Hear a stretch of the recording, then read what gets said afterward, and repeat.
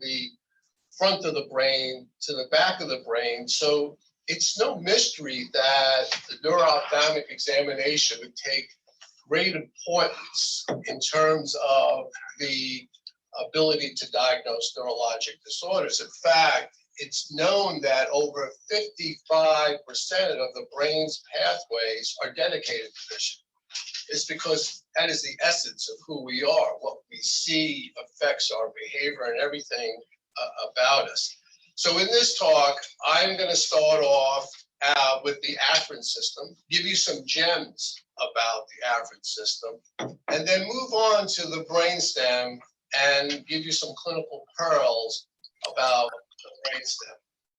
So let's talk about visual fields. And these are three really important rules regarding visual field localization. If a patient complains to you of decreased vision in one eye, your next task is to figure out if that acuity loss is corrected by refraction or pinhole. Because if it's not corrected by a pinhole or refraction, it's your territory. It's going to be an optic nerve or retina problem. Now, so I don't have a pinhole, okay? You always have a pinhole, okay? You always, here's the deal. How do we get that? Is that, first of all, if you have a piece of paper, you could take little punches with your pen and make a pinhole for the patient to use. You say, I don't have any paper. You got your hand, hopefully, and you can make a pinhole with your hand. And I know that because I have messed up before and left my reading glasses and I couldn't see and had to make a pinhole with my hand in order to read. Okay, so you always have a pinhole to correct for your refractive deficit. So if the patient doesn't have any correction by a pinhole, then you really have to start to think about that it's your territory. And the next rule is important. Is it optic nerve or is it retina? Well, a couple of things, and I'll show you some fields that show this. If that field defect connects to the blind spot or the blind spot itself is big, well, that's very likely to be optic nerve. Or if that deficit respects the horizontal meridian, then it's likely optic nerve because the optic nerve bundles are separated by a horizontal raphe. Now, if you have a homonymous defect moving now to the retrochiasmal areas, it's important to assess congruity, particularly when that defect is incomplete. When it's a total homonymous, you cannot assess congruity. More congruity between homonymous fields means the lesion is more posterior. The more congruous, the more occipital lobe level lesion you have. And homonymous field defects, you make their diagnosis by the neurologic company they keep. So if I give you an afferent pupillary defect and an homonymous field defect, you know you have a tract lesion, a pursuit defect, you have a parietal lesion. If it's totally isolated, it's very likely occipital. So when you do visual fields, it's important not to be on the sidelines. You can't just say, I don't see any evil, I don't hear any evil, I don't speak any evil. You have to be confrontational, okay? You have to do confrontation fields. And one of the types of fields that I like best in the office is, oh, somebody's got to be. We're going to get back. Everybody's got to mute, I guess. Okay. So,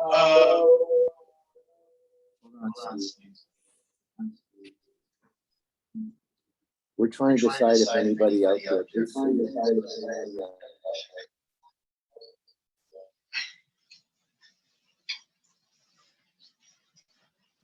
Okay. All right. We're back in action. So this is 30 years ago, Danny Laskowicz recognizes this person who was a resident at the time, that's Scott Kasner, who was now the vice chair of neurology at Penn, and I'm doing a tangent screen on him. I'm bringing in a target on the screen in the office, and this is how we map fields. Well, in the bottom left, about 20 years ago, we demonstrated that we could use a laser pointer. So a laser pointer was not only good for giving talks, it was a portable field machine. And what you could do with this is basically standing behind the patient, which does include them into the target, is you can map their visual field with a laser pointer on, no, go ahead.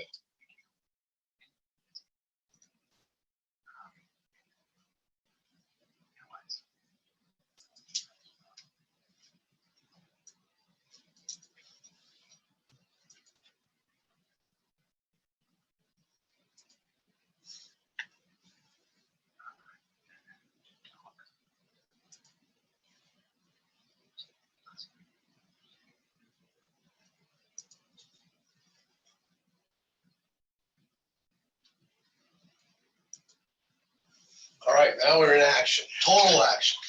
So we did a study, and using computer fields as the gold standard, we blinded. It's never good to be blinded as a neuro-ophthalmologist. We masked each other as to the field deficit, and we found that using a laser pointer picked up two times as many field defects as confrontation. So I use it, but you could use it in a patient's room. You could use it off the ceiling.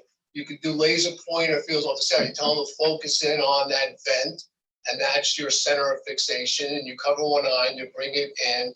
Or, you know, they don't like this. The maintenance team doesn't like when I do this, but I put a little piece of tape on the wall that I can remove. I put a little black circle, and I have the patient focus in on the wall there, and I just take the tape off after I've done the laser field off the wall. So you literally can do these laser. So laser pointer is one way to get your automatic field machine.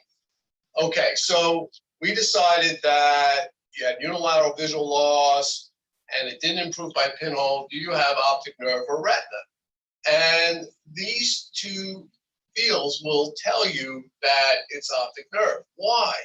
Well, one reason is you see how this is the blind spot and how this field defect comes out of the blind spot and it arcs itself to the horizontal meridian here, and then it pretty much stops right there. These three features tell you that your visual loss is going to be nerve. And when you go now to look at the back of the eye, you're going to look hard at the nerve. Here's a Goldman field that again shows something very similar. Here's the blind spot's a little enlarged. There's this defect that wants desperately to connect to the blind spot. And look at this very sharp cutoff at the horizontal meridian. These are optic nerve field defects. So once you've determined that you have an optic nerve problem, you next have to figure out the etiology, and that's also done by examination.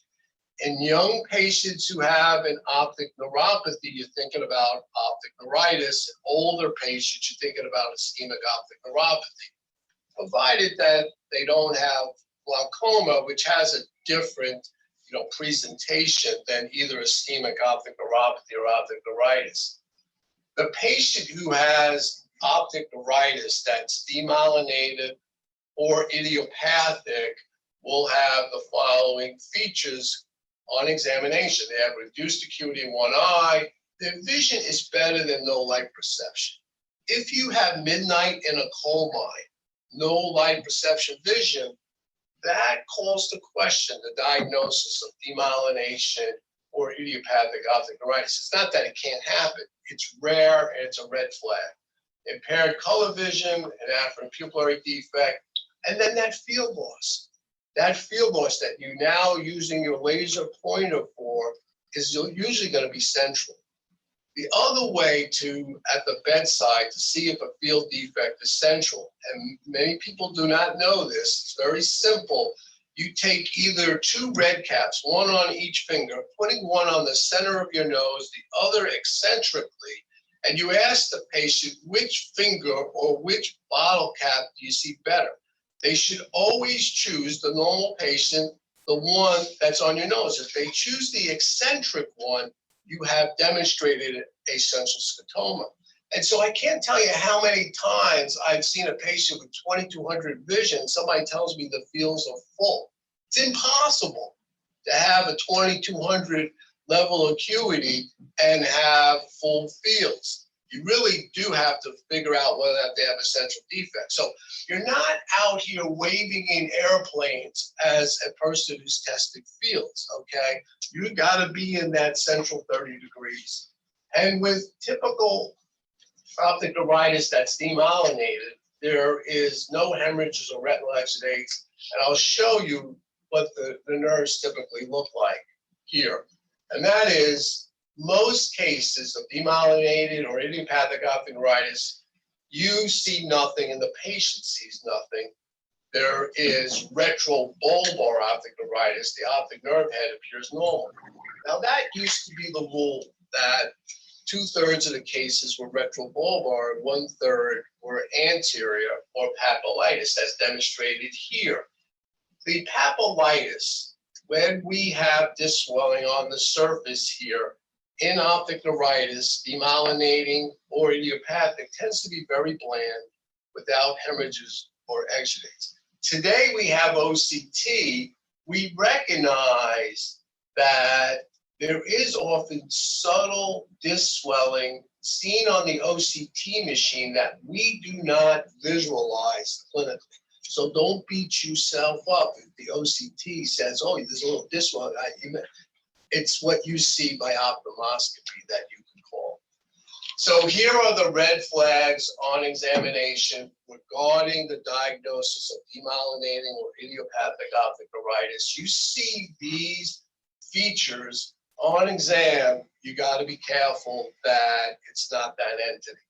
If they don't have pain, it's a red flag. If they have severe disc edema in the eyes of the beholder, that's a red flag. If you see a hemorrhage, that's a red flag for demyelinating or idiopathic optic neuritis. You see macular exudate as demonstrated here, you'll think that you have neuroretinitis. You don't have true demyelinating or idiopathic optic neuritis, and if you have no light perception vision.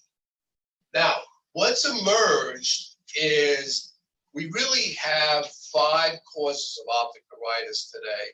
We have demyelinating optic neuritis, we have idiopathic optic neuritis. I just showed you what those two look like. They're paired together. Now we have MOG-associated optic neuritis, and we have aquaporin 4 associated optic neuritis. The 5th cause of optic neuritis is a systemic etiology.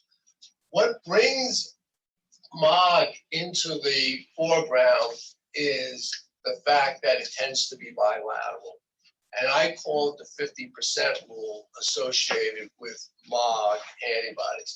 50% of the time it's recurrent, 50% of the time it has disc edema. The fact that disc edema could be severe, and it's in this particular entity that you can get flamed hemorrhages.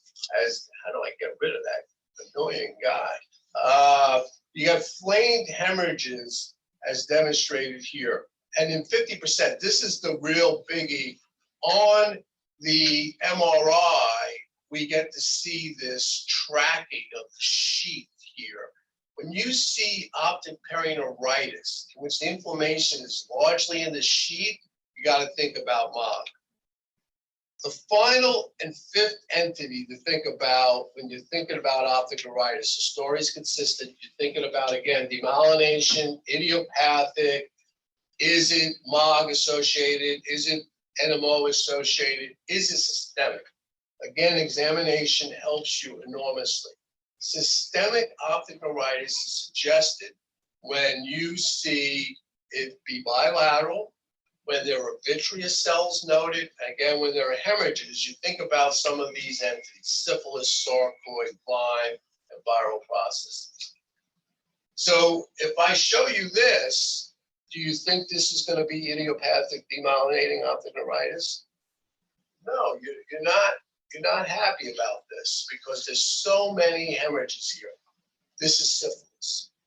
Okay, this was syphilis. There was a little bit of vitreous inflammation that the ophthalmologist saw. There's just too much swelling here. These are your red flags seen in this case.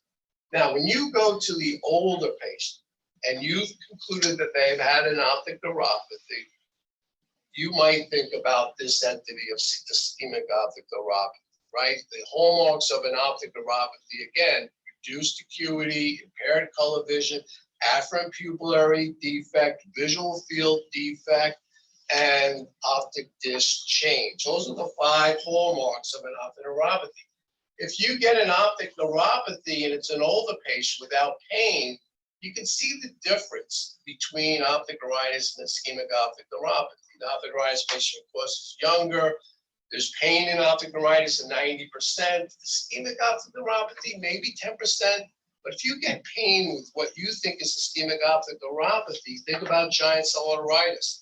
Think about an ophthalmic artery aneurysm masquerading as ischemic optic neuropathy.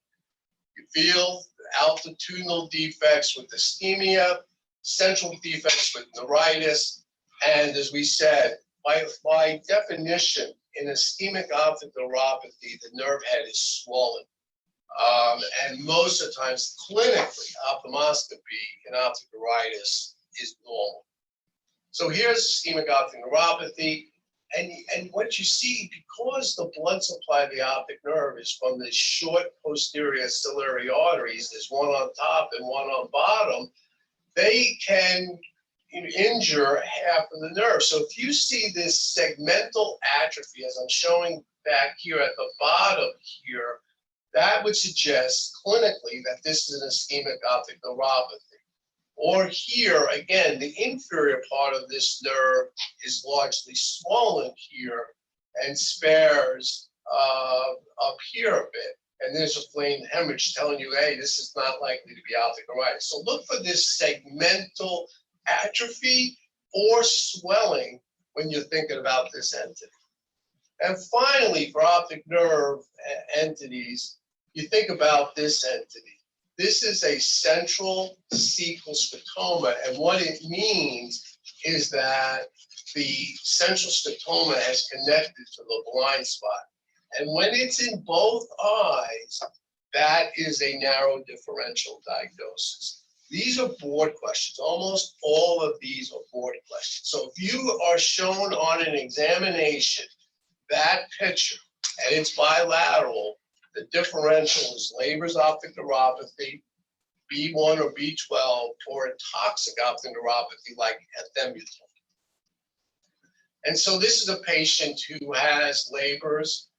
Most of the times you don't see much with Leber's, but in about half of the cases, the nerve will look swollen very mildly, and you'll get these telangitic vessels here, often around 5 o'clock or 7 o'clock or at 1 o'clock, and they have bilateral central scotomas. So this is a patient who had Leber's. Now, finally, this is important for neurologists to recognize. Besides optic neuropathies, and we talked about what characterizes an optic neuropathy, both by its 5 hallmarks, and we went through the 5 forms of optic neuritis, this entity is important to recognize. This is retinal whitening associated with a central retinal artery occlusion. Why do you get this cherry red spot? Well, here in the center of vision, so that light can directly hit the photoreceptors, you don't have ganglion cells. They're spread apart here.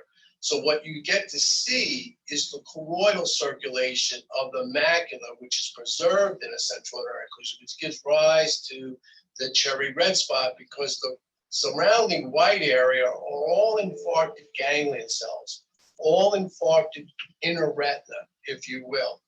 And you see this, obviously it's become an emergency because today the position statements are to try to treat patients within 4.5 hours with IV TPA, because the natural history of central retinal artery occlusion is dismal regarding vision with all the conservative techniques of rubbing the eye and trying to lower the eye pressure.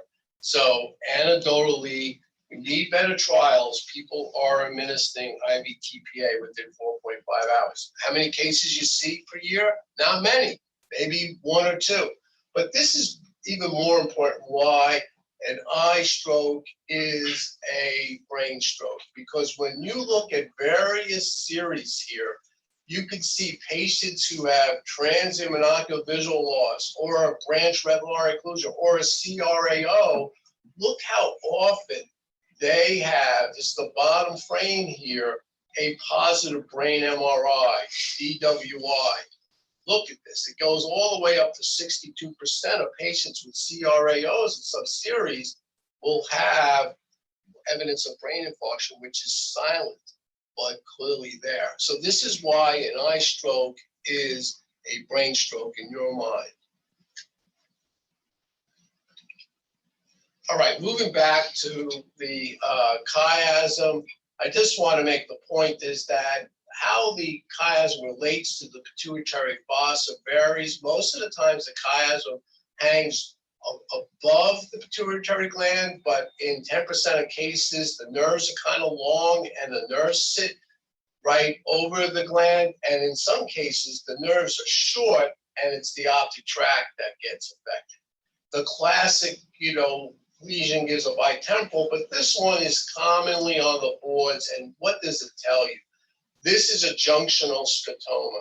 This is a junctional scotoma. This is a central scotoma in one eye, the eye in which the optic nerve might be affected, and the chiasmal bar is also affected, causing a superior temporal defect in the fellow eye. When you see this clinically, when you see this type of field defect, you can make the following statement. This is very likely to be a pituitary tumor that's coming out of the cella, that's hitting the optic nerve and chiasmal bar on that side with the central scotoma. So we would call this a left, and we would call it an anterior junctional scotoma. You see how the chiasm is angled up at 45 degrees? We're sitting in that anterior bar that is going to be closest to the pituitary gland on the crossing superior temporal fibers. So when the pituitary gland gets big, it's going to crash into that anterior bar.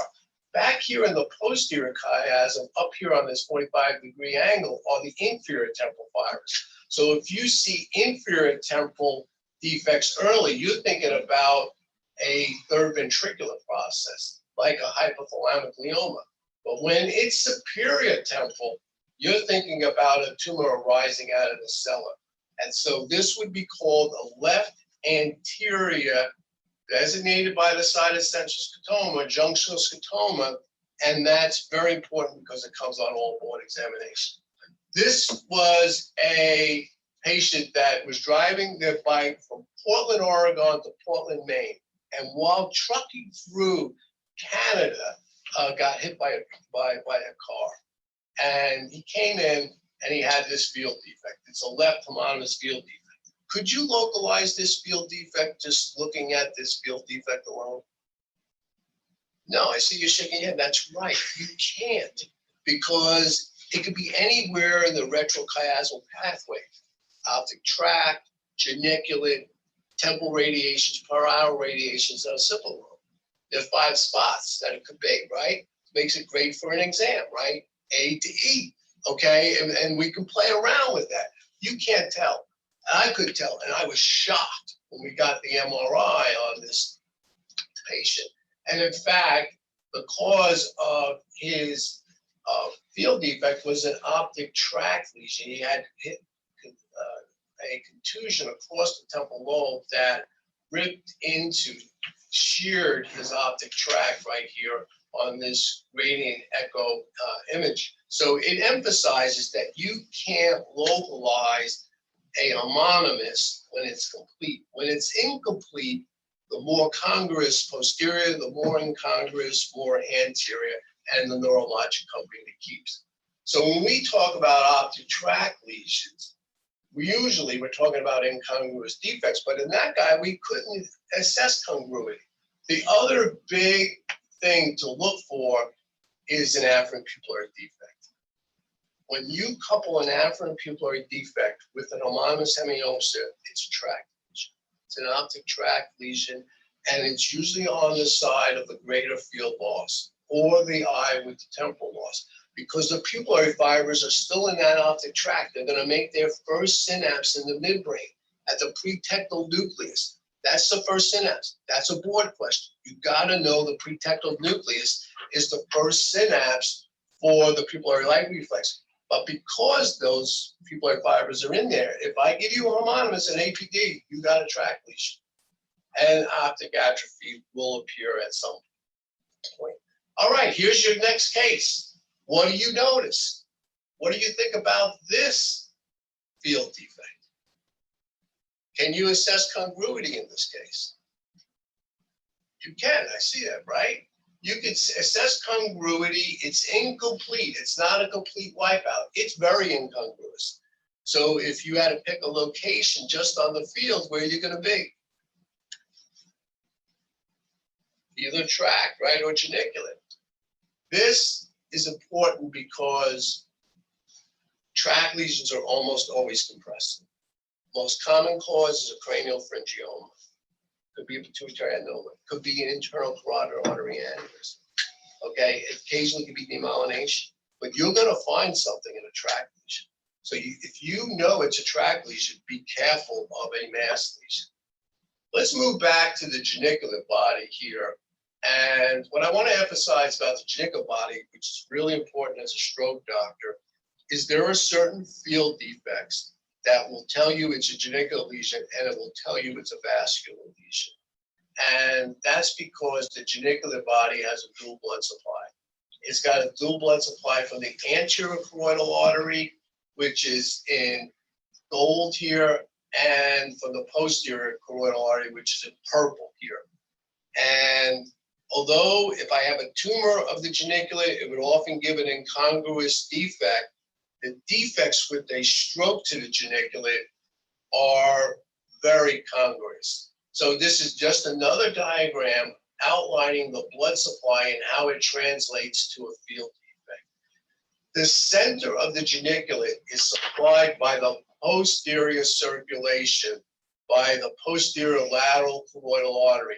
And when you infarct it, it gives you this very unusual field defect known as a horizontal sectinopia. It's like a pie that takes out the top half and the bottom half there. If I get the anterior carotid artery that supplies the blue part and the red part, I get a quadruple quadrantanopia. A quadruple. So you not only know it's a stroke, you know the circulation, okay, clinically.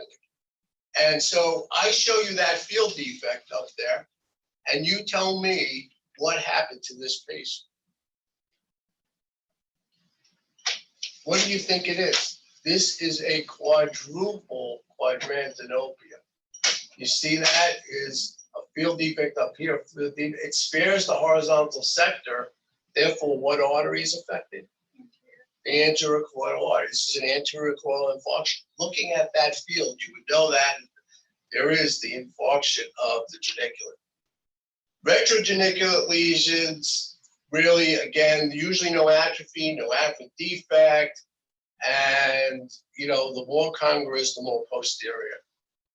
So I want to just close out talking a little bit about occipital lobe field defects. When they're isolated field defect, most likely occipital lobe, you have to remember that the central 10 degrees are so important to us that 50 to 60% of the area of the occipital cortex is dedicated to the central 10 to 15 degrees. How do you remember how the cortex is organized versus the field? This is how I do it. I take my hand and I make it my eyeball. And my eyeball there has a centers, the macula, right? Here's the peripheral retina here, right? I place that eyeball on the back of my head like this, and that's the representation. That is the macular representation sits posteriorly. the peripheral fields here are in the front, are in the anterior part of the calcarean cortex. So let's take some cases of field defects. Well, of simple lobe lesions, these are some that characterize it. They're macular sparing, they're temporal crescent sparing, some of them. Some of them give you central homonymous defects, but they're very congruous when they're incomplete. So here's your first one. This is a classic. What's this show? This shows that we have a field defect that spares the central, maybe 10 degrees here, right? In each eye. This is a homonymous hemianopsis or macular sparing. Why do we get sparing like this? Because that macula that sits back here, you put your hand back there, it gets a dual blood supply. It gets a blood supply from the middle cerebral artery and a blood supply from the posterior cerebral artery. If I infarct the posterior cerebral artery, as it did in this case, but I leave intact the middle cerebral artery, the macular area back here, which has a dual blood supply, gets spared. That's why we get macular sparing homonymous hemianopsis. The other feature that you can see in a field defect that suggests sparing of or a simple lobe lesion is this temporal crescent sparing. See a little temporal crescent there? This is an inferior quadrant defect here in each eye, but then you got a little lip out here. You know what's spared? Guess what's spared? What are you going to look if you see a temporal crescent sparing? You're going to look at the anterior calcarean cortex and look at the stroke here. It affects the posterior part, but spares the anterior part. So it's a beautiful thing to make correlations of structure and function. Function and visual field, structure on MRI. Here is another one that shows up on board examinations. You see this very constricted field here, a keyhole field, and you're saying, oh, is that in a field of a conversion disorder patient? Is it retinitis pigmentosa? Is it glaucoma? No, it's your territory. What makes it your territory, this constricted field, is this vertical sparing along the vertical midline. If you see this type of field defect, then you've had bilateral simple lobe infarctions that have spared the macula. And that vertical step off in your constricted field is your clue that this constricted field is your problem. It is not the ophthalmologist's problem. You see that vertical sparing here? Because you're not going to infarct both occipital lobes often perfectly. One's going to be affected a little bit more than the other. And that's what's going to give the fact that you spared the macula a little bit differently on each side of this bilateral posterior cerebral infarction. This is a central homonymous hemianopsis. You see that? Very congruous. Where are you going to put that? You got to make your function structure. You're going to go on MR. Where's this stroke going to be? All right, I'll tell you. It's a right occipital pole lesion. It's right there at the pole. All right, I have what? 10 more minutes. All right, in 10 minutes, let me just give you some brainstem gems, and I'll highlight these 4 syndromes. So I'm going to skip over some of the basics of localization, and I'll start with the dorsal midbrain syndrome. It has 4 hallmarks to it: up-gaze palsy, pupil light-near dissociation, eyelid retraction, and convergence retraction saccades. These 4 features don't always come in every patient, but they are the signature of a lesion that's in the dorsal midbrain. So here's your first part of that 4 hallmarks. You see these lids are too high. You never should see the white of the eyes above in a patient. You see this, you come to the bedside, you're thinking 2 things immediately, or maybe 3. You're thinking, okay, is this thyroid eye disease? Or is this a dorsal midbrain syndrome? Or is this a very anxious patient? But I'm telling you, those lids are really up there. So we're thinking about those entities. Now she has up-gaze palsy. And we become even more suspicious that this is dorsal midbrain syndrome because she has second of 4 hormones. And she had a tumor back here in the dorsal midbrain area. And why do you get up gaze palsy and not down gaze palsy? Because the fibers that wind themselves around the aqueduct are for up gaze and not for down gaze. And so that's how they become anatomically dissociated, those fibers that cause up gaze palsy, sparing down gaze, which is more protected in the tegmentum of the midbrain. Why do you get limb retraction? There is a nucleus back here known as the nucleus of the posterior commissure that is responsible for up gaze as well as eyelid and eye coordination. And if you hit it, you dissociate the eyelids from how the eyes move. And that's what causes the lid traction. Because normally your eyelids should protect your eyes as you move down. But in this, they get separated. So the dorsal midbrain syndrome is a syndrome of anatomical dissociation. This is a patient that has dorsal midbrain. You're going to see up gaze impairment. You're going to see pupillary light near association. Pupils, again, the light fibers are very dorsally placed in the pretectal nucleus, while those for near are more buried in the tegmentum. Watch this. Pupils don't react to light, and he circles up. That tells you, okay, and that is, doesn't react to light. Watch him staircase up. If somebody staircase up, they have a pulse. See how he did a roundabout, and the pupils reacted to near. All of it is due to anatomic dissociation.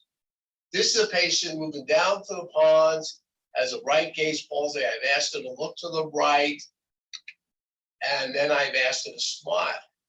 So where do you localize a gaze palsy to the right and a facial palsy? What would you call this syndrome? You, of course, would call it the facial collicular syndrome because the sixth nerve houses both the neurons for abduction as well as the fibers, the neurons that are going to make up the MLF. So this is a board question all the time. If I hit the sixth nerve nucleus, I get a gaze palsy, not a sixth nerve palsy, because I hit the interneurons of the MLF. And if I get 7, which is winding around it, I'll have the facial collicular syndrome. You see how the facial colliculus here bumps into the 4th ventricle? And this patient had a hemorrhage right at that facial collicular syndrome. Giving her a gaze palsy plus a facial palsy is the facial collicular syndrome. And here is it anatomically. The pale part is the 6th nerve nucleus. If I hit the 6th nerve nucleus, what do I get? A gaze palsy. And if I hit 7, which is that dark structure going around it, I'll get the facial collicular syndrome. Here's a patient who has a left gaze palsy, and the only thing she does well is abduct the right eye. She has what classical syndrome? The 1.5 syndrome.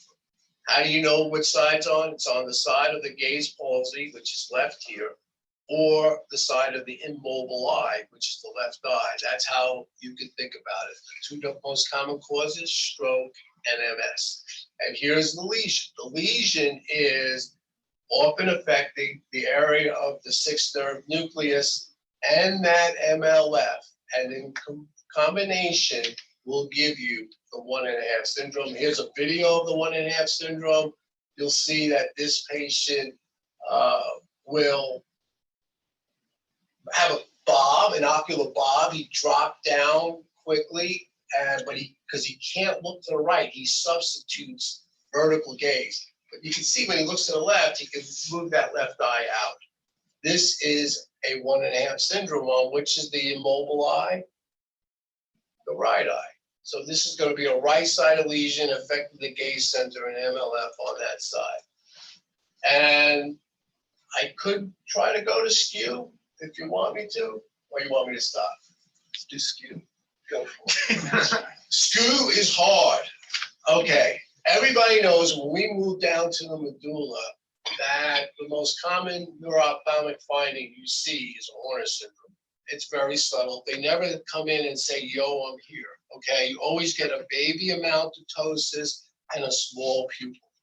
But one of the other things that happens in the lateral-medullary syndrome is what we call a skew. And what is a skew? A skew is a vertical deviation of the eyes that you can't make it a third or fourth third palsy. It's also important to recognize there are 5 common causes of vertical double vision. I can't tell you how much this helps me. I think about, so when it comes to vertical double vision, is it a third nerve palsy? Is it a fourth nerve palsy? Is it a skew? Is it myasthenia or thyroid eye disease? Clearly, a lot of times myasthenia and thyroid are out, so you're down to 3 things. Is it a third? I got no ptosis. I got no pupil. Third is out. So is it a fourth or is it a skew? I'm down to 2 things, okay? And if I can't localize it to the midbrain or the fourth, I got a skew. That's one way to do it. So a skew deviation is a vertical deviation of the eyes, almost always associated with other brainstem signs that is not due to a third or fourth nerve palsy. And this is a pathway that you have to emblazon in your mind. I slept with it for about 4 years, and I finally got it into my head. And it's an all-important pathway that involves tilting your head. Everybody knows when you move your head from side to side, you're looking at a target, you're activating the vestibular-ocular reflex. But what most people don't realize, when you tilt your head, you got to do something to your eyes to keep people on set. You got to counter roll them to the opposite shoulder. You got a system in your ear that does that counter roll. And that's this pathway, beginning in the inner ear, synapsing in the medulla and the vestibular nucleus, and then crossing up the MLF to the 4 vertically acting nuclei, the inferior rectus, the inferior oblique, the superior rectus, superior oblique, to allow you to counter roll your eyes when you tilt your head. Thus, a lesion in that pathway will cause the skew. Okay, so if you know this pathway, you know a ton. And that's the utricular pathway. I come to you, this man's got a skew, and his left eye is down. The next step is look at the lids. He's got ptosis on that. So where are you localizing this to? You come to the bedside, bam, you just say, I got this case. I got a right hypertropia. I got a little bit of left ptosis. The lesion is where? Left medullary. Left medullary. Come to the bedside. He's got left horners. The lesion is going to be left medullary. I come and I show you this lady. I asked her to look to the left. She has an eye that doesn't go in well, and the right eye's a little higher. Where's her lesion? Classic, right? MLF, it's a right MLF lesion. You often will see a little bit of hypertropia on the side of the eye that can't abduct because you're affecting that utricular tilt pathway going up the MLF. Many people miss the subtle hyper. Sometimes they think, oh, this is a third nerve palsy. Wrong, not a third nerve palsy, no ptosis, no pupil. Final case. Okay, this is a case that you look at this patient, he's got a huge skew, but look at those lids. Those lids are up. So where do you put this case? Midbrain, which side? So the right side. And that's what made me, and this is the last 2 slides, make up the rule about skew. The rule about skew is high, high, low, low. Okay, when you determine by the associated lid findings, in that case, you go to bedside and it's midbrain, the higher eye is going to be on the side of lesion. And it has all to do with that pathway that crosses over. Once I can't tilt, if I tilt my head to the left and I have to counter roll my eyes, right? I gotta, elevate and depress these eyes. Guess what? If I lesion that pathway, I get this. Okay, if I lesion that pathway up that MLF, I'm going to get that right eye to be higher. That's what happens. But if I lesion the pathway down here before the cross, the lower eye is going to be the side of lesion. And so that leaves us with low. The hypertrophy is on the opposite side of a medullary lesion, or the lower eye sits on the side of medullary. It takes time to skew, and that's it. That's all she wrote. Steve, that was an amazing talk. Thank you so much. I know we're out of time. I just want to mention for the residents that Dr. Galetta will be meeting with the residents at lunch today to impart wisdom, answer questions, do what chairs can do to help you see things in whatever way is helpful. So thank you so much for coming. Appreciate it. Thank you. That's amazing. Thank you so much. There's a lot of pearls in there. You would appreciate this. For 10 years, your laptop. That's what I came here, right? That's all I did. I thought I could do it. So, dorsal midbrain syndrome, you got. I went up to the ICU with employees, and this is a 1.5. This is dorsal midbrain. Yeah, you can get, neurological. That's an amazing talk. I mean, just even little pearls like after a few like this and everybody knows it. Maybe I'll be in charge to start. Well, it'll be on the posted on the website. Can I steal those? Yeah, if you want the slides, go for it. We have the recording, but it's sometimes easier to go to the slide. We can do both, right? Maybe I'll start. I used to for like 10 years. Yeah. Rich. I do, yeah. Yeah, so I got the, after I sold this, I had this done. This is great. Oh, So much. thanks. Oh, no, I love that. I have That was just awesome. there. I was trying to keep up. There's a lot. There's a lot. And you know, like a laser pointer, I know. it's just so important because it's nice to have that conversation. So much the funkiest thing we ever do is to try to get people feel on a patient. So like I had a patient that I knew had a complete picture. And I said, look, just to be sure that everything's safe, you should get a baseline visual. Catch up the little bell for us. And it's a day. And I shoot I'm it on the ceiling. gonna do this. That's amazing. but also having, That's what you did there, which was experience. going around like crazy. Seriously, Japan. You did leave the legacy.